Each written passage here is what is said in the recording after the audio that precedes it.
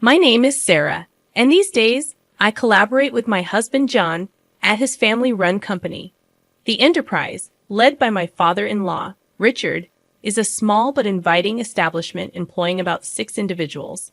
Richard, a man of few words, seldom involves himself in the day-to-day operations of the company. Instead, John, poised to become the next president, works tirelessly, actively pursuing clients and securing new projects, demonstrating his dedication to the company's expansion. During significant projects, all the employees come together, creating a vibrant and enthusiastic atmosphere. I've been part of this spirited environment for the past 10 years, ever since I got married. However, my mother-in-law, Nancy, seems to harbor some discontent about my role. As I returned home early to prepare dinner while John remained at the office, Nancy, who had been part of the family business until our marriage, confronted me with disapproving words. "How long do you plan on clinging to our family business?" Nancy asked, her words laden with criticism. Nancy, who had looked forward to relaxation post-retirement, appeared to redirect her energy into scrutinizing my choices. In response, I tried to maintain composure, asking, "What do you mean by clinging?" Nancy retorted with a cutting tone, suggesting that I must have married John out of necessity and was now taking advantage of working in their company. Sighing inwardly, I realized that such accusations from her had become more frequent lately. When I got married, I willingly left my previous job to join John's family-run business. It was my decision, not a result of unemployment. However, Nancy seemed convinced of my incompetence at work. I attempted to explain, "Mom, it's not that I couldn't work elsewhere. I chose to join John's company." Her dismissive retort revealed her lack of understanding, as she believed she saw through my supposed hidden motives. The issues with my mother-in-law extended beyond words. Despite quitting her job with the promise of managing the household, she refused to contribute, leaving my father-in-law to repeatedly request her assistance with housework. Instead, she stubbornly insisted, "I've worked all my life. Now it's the daughter-in-law's turn to do the housework." Consequently, the responsibility often fell on me to prepare dinner, clean up after meals, and manage other household tasks. One sunny afternoon, mustering courage, I decided to address the domestic issue. "Nancy," I began hesitantly, "I've noticed the dishes often get left in the sink. It would be helpful if you could tidy up after your meals." My small request, however, triggered an angry response. She accused me of giving orders in her own house and questioned my right as a daughter-in-law to dictate her actions. Caught in this exhausting exchange, I realized that if I didn't start preparing dinner soon, we'd be eating much later than usual. Despite my internal frustrations, I managed to keep a composed exterior. "Mom, let's continue this conversation later," I suggested, attempting to diffuse the tension momentarily. Needing to focus on preparing dinner, as it seemed we would eat late tonight, Nancy finally retreated to the living room, leaving me alone with my thoughts amidst the clatter of cooking utensils. Both Richard and John were aware of Nancy's mistreatment towards me as their daughter-in-law, and they attempted to intervene whenever they witnessed it happening. However, their efforts seemed to have little effect. Each time they confronted the situation, their faces betrayed concern and frustration, a testament to their desire to foster harmony in our family dynamic. Ironically, whenever Richard and John scolded Nancy for her behavior, she redirected her anger towards me, becoming even more hostile and sharp with her words. Her usually kind and gentle demeanor twisted with disdain, her tone cutting deeper than before. Though I had never experienced physical violence, the emotional toll of Nancy's words was significant. Richard and John's support had been my solace, allowing me to somewhat overlook Nancy's harsh words. Until one unimaginable morning. Just after I had finished cleaning up from breakfast and was preparing to leave for work amidst the morning rush, Nancy exclaimed, "Oh my, what a mess they trash here!" And without warning, she doused my handbag with a bucket of water. I was stunned, a mixture of shock and anger rendering me speechless. "What are you doing, Nancy?" I managed to stutter out, my voice trembling with disbelief. Nancy's response was flippant. resembling that of a mischievous child. "Oh, was that your stuff? I thought it was just a big piece of trash." Her casual dismissal infuriated me. Even if you thought it was trash, who pours water on it? What kind of mindset is that? Now the carpet is all wet. What about the vacuum cleaner? My words were a jumble of anger and confusion as I frantically emptied the water-soaked contents of my bag, including documents I needed for work, onto the table. Nancy responded nonchalantly, her face calm, showing no signs of remorse or concern for my distress. "Because you don't need to go to work anymore." I was baffled. In our living room, bathed in morning light, I sat opposite Nancy, her expression colder and more resolute than usual. It was as if she had made a decision that would change everything. "Excuse me?" My response was laden with confusion and surprise. "You've been clinging to this house for 10 years, but finally I can get rid of you." Her words pierced my heart, her voice carrying a level of anger and determination I had never heard before. My mind reeled, and my heart filled with sorrow. "Getting rid of me?" I questioned, disbelief in my voice. Her words made me feel like an outsider in this family. "In fact, my daughter is joining the company, so we need you to leave. Today's your last day. Well, all you have to do today is bow your head to your father-in-law and John, apologizing for all the trouble you've caused." Her mocking laughter further wounded me. She was using my position at work to force me out. I had dedicated years to that job, building respect and memories. I was dumbfounded. My heart was filled with disbelief at her merciless decision. I had devoted myself to this family, but it seemed my sacrifices meant nothing to her. "Are you sure about this? Wasn't Jessica working in a clothing store in Manhattan?" My words reflected my confusion and apprehension. My job was more than just a source of income. It was my avenue for self-fulfillment. Meanwhile, Jessica, my sister-in-law, seemed to have grown tired of city life and had chosen to return to the family. She said she was tired of dealing with the cold people of Manhattan. So I told her as she came back home, I have a job ready for her. She agreed to return immediately. "Now that she's coming back, I want you out of this house." Her words were difficult to comprehend. She was ready to upend my life with a single decision, completely disregarding my place in the family, without even listening to me. "I've written your resignation letter," she said, handing me an envelope. She effectively expelled me from the house. In that moment, my heart shattered completely. Everything I had built over the years was reduced to nothing, treated like a mere piece of paper. Her actions severed our family bond irreparably. I headed to the company, just a brisk 3-minute walk from my home, my mind a whirlwind of apprehension and anticipation. As I walked under the cool morning sky, each step felt heavy with the weight of what was to come. Upon reaching the office, I shared with my father-in-law Richard and my husband John. I relayed what my mother-in-law had said. Their faces were a mix of shock and thinly veiled anger, yet they remained composed. They suggested that maybe, just maybe, it was time for me to resign to show her the reality of the situation. This suggestion sent my heart into turmoil. Having worked tirelessly in our family-run business for years, I barely knew what a long vacation felt like, aside from brief respites during Thanksgiving and the holiday season. Encouraged by John and Richard's gentle words, "Why don't you spread your wings for a change?" I made up my mind to embark on a little trip. As I packed, I found myself pondering deeply about my life, my choices, and what lay ahead. Meanwhile, my sister-in-law Jessica, who had come to replace me at the company, shockingly didn't show up until 1:00 p.m. Her irresponsible attitude left John and Richard, who had been holding the fort in my absence, in a state of dismay. Jessica seemed utterly disinterested in understanding the work despite their attempts to explain it to her.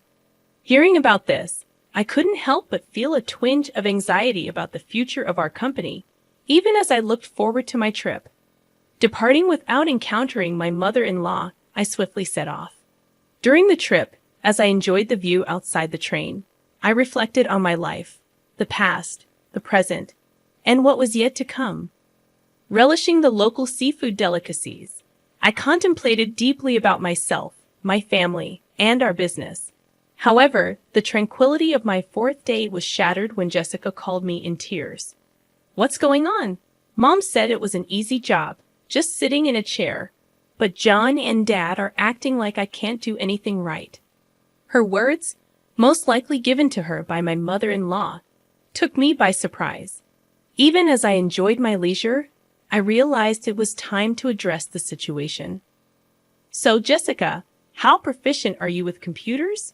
Hesitantly, she replied. Well, I usually watch videos online and play games too. Her answer indicated her limited experience with technical aspects. Delving deeper, I asked about her familiarity with software tools such as Word or Excel, and her response was puzzled. Considering her background in the Manhattan apparel industry, it was unlikely that she never used a computer. Tasks such as tracking sales and managing inventory would have required her to use Excel. When asked if she could handle calculations for sales or fill in documents, she confidently answered, I could handle that task. However, when probed further with, can you calculate tax too, right? Her confidence waned, and she responded uncertainly. This question was a test of her mathematical skills and her ability to apply them in a business context. While Jessica might possess other skills, it was apparent she felt insecure about the required skill set for the job. Her discomfort seemed particularly rooted in her struggle with calculations, which could be why she faced criticism from Richard and John. First and foremost, it was necessary to give my mother-in-law and her cohort, who tried to oust me, a taste of their own medicine. To begin with, since you're taking over my job, I expect you to handle the accounting tasks efficiently. Be mindful of email etiquette. A casual tone suitable for friends is utterly inappropriate for business communication. Also, you'll be responsible for scheduling the staff shifts. Though our team is small, everyone's requests for time off are carefully considered, so make sure not to prioritize your own convenience over theirs. As I continued to list down my demands, I could hear her sobbing on the other end of the line. But I was told I wouldn't have to do anything. Why are there so many tasks? I didn't come back home for this. She abruptly ended the call. In the following 3 days, I decided to enjoy sightseeing in Manhattan, where Jessica had fled. From my experience, I learned that not everyone in Manhattan is cold-hearted. In fact, it seemed rarer to find people as cold-hearted as my mother-in-law and Jessica, who had conspired to drive me away. A week after leaving my job, I returned to my in-laws' house. Upon my arrival, Nancy, with her face flushed red, confronted me with a burst of anger. How dare you make my daughter cry? You won't get away with this, Nancy exclaimed furiously, her eyes brimming with anger and misunderstanding. She made a move to grab me, but John and Richard quickly intervened. They tried to calm her down, but her anger seemed far from subsiding. John sighed deeply before speaking. Jessica is crying because she was scolded for trying to boss around her employees, despite her inability to do anything right. It's not Sarah's fault. Besides, Sarah hasn't been here for a week, so there's no way she could have upset Jessica. Mother, you really need to stop these baseless accusations. John's voice was calm yet carried weight, trying to convey the facts and clear the misunderstanding. But it's because of her. This woman is the reason for Jessica's suffering, Nancy retorted, her voice emotional, directing her baseless suspicions towards me. Her words lacked any foundation of truth. Where is Jessica, by the way? I asked, looking around the living room. But Jessica was nowhere to be seen, adding more mystery to the already puzzling situation. It doesn't matter to me that Nancy is upset about Jessica. But Jessica has no place to go since she terminated her lease in her Manhattan apartment. I thought she would be at her parents' house, but her absence raised questions. I pondered. John explained. Jessica's locked herself in her room. She's been crying and saying she doesn't want to go to work anymore. It seemed like Jessica had run away from learning the job well. It was understandable that she would find it challenging, considering she lacked the skills to fill in for me. You've been poisoning John and Richard against me, haven't you? If not, They wouldn't say the company ran better with me than with the incompetent Jessica. Nancy accused me vehemently. Her words were filled with long-standing misunderstandings and prejudices, leaving me utterly perplexed. She seemed to have always viewed me as an adversary, her words reflecting years of misconceptions. John let out a heavy sigh, his face showing weariness and frustration with the tangled web of emotions in this family. He had tried repeatedly to resolve the misunderstandings among family members, but his efforts seemed far from fruitful. "Mom," he began, trying once again to bring clarity to the situation. "I realize it might sound a bit unusual, but Sarah is truly exceptional at her work. She holds a certification in bookkeeping, and her secretarial skills are top-notch. Moreover, she has studied Spanish and even has experience studying abroad. When it comes to dealing with multiple languages at our company, Sarah is the one who handles everything," John explained with a sense of pride, and his mother Nancy looked utterly surprised. Nancy had assumed that I quit my job as soon as I joined the family, so she had no idea about my contributions and achievements at work. What?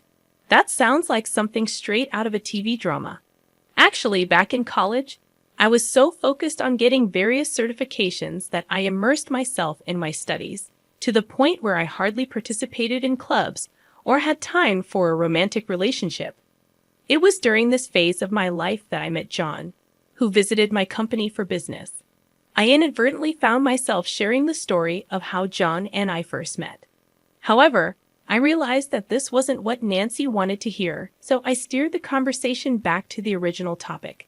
In a nutshell, I was entrusted with a wide array of responsibilities at the company, from handling accounting tasks to schedule coordination, liaising with other companies, and managing employee shifts. There were numerous tasks under my purview. Thanks to that, I was able to focus on reaching out to other companies for business deals. The work environment became much more comfortable compared to the times when you were around. "Mom," John added, leaving Nancy with her mouth agape in amazement. Just then, Richard, John's father, chimed in with a comment that took me by surprise. "We're going to shut down that company soon." Actually, Jessica made a big blunder. Despite being asked to prepare some documents, she decided to handle phone calls because it seemed more fun doing so. While John and I were away, she ended up behaving rudely to the person in charge from Company A.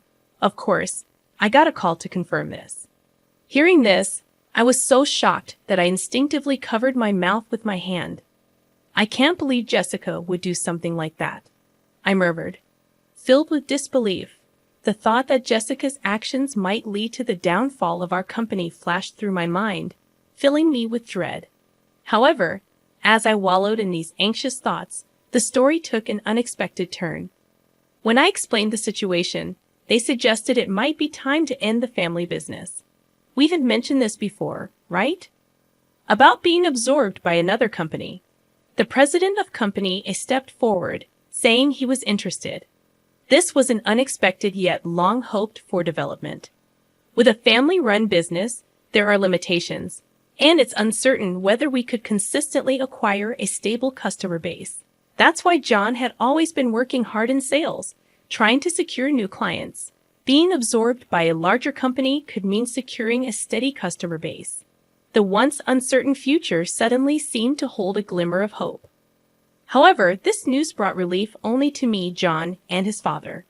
John's mother suddenly opposed the idea, saying, "That's not acceptable. John must become the president. This company is ours, isn't it?" I was taken aback by the sudden change in the situation.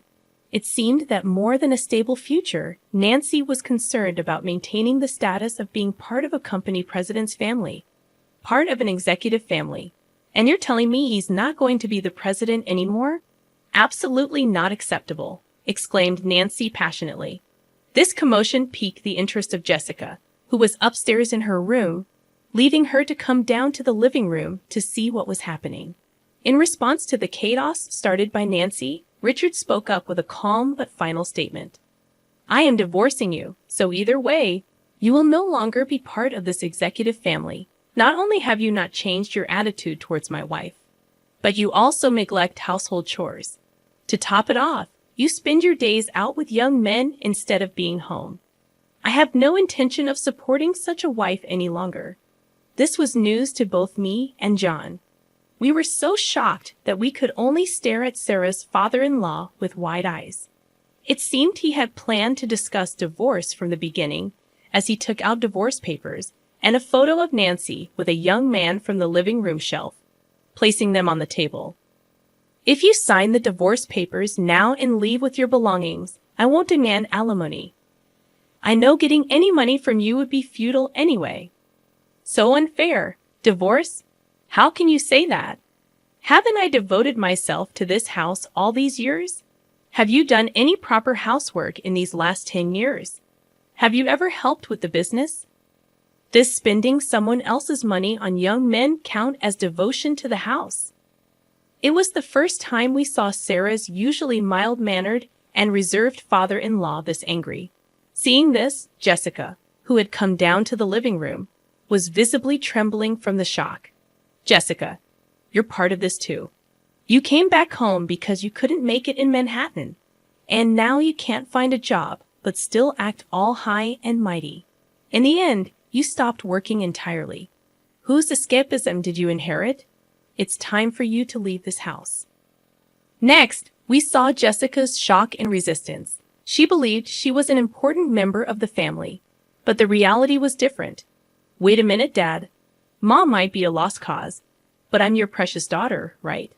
The family conflict deepened as Jessica asserted her place, revealing her betrayal towards her mother. "Jessica, are you betraying Mom now?" Nancy was astounded, feeling betrayed by her daughter at the last moment. However, as the two started to create a commotion, he sternly silenced them with a shout. "If I just kick you out, it'll cause trouble for everyone, so I've asked an acquaintance to take you in. They'll be here soon to pick you up. Get your minimum belongings ready." Left with no choice but to obey, Nancy began packing her belongings with Jessica. After writing the divorce notice, then an acquaintance of the stepfather arrived to take Nancy and Jessica away. The person who came to pick them up was running a factory with dormitories, and it seemed they would be working there.